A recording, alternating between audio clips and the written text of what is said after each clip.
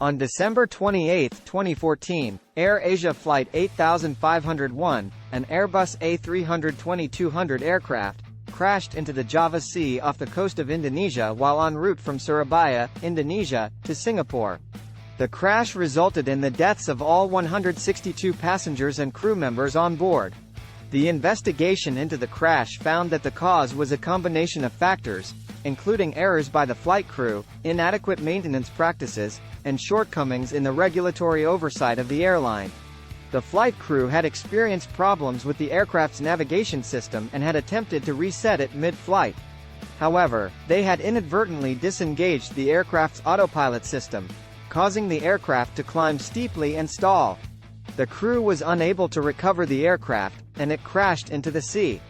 The investigation also found that the aircraft had a history of problems with its navigation system, and that the airline had not adequately addressed these issues.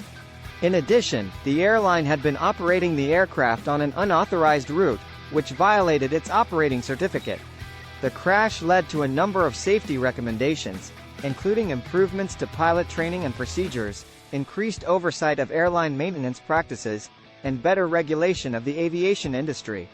The tragedy of AirAsia Flight 8501 serves as a sobering reminder of the importance of proper training, maintenance, and oversight in the aviation industry, and highlights the need for ongoing efforts to improve safety in air travel.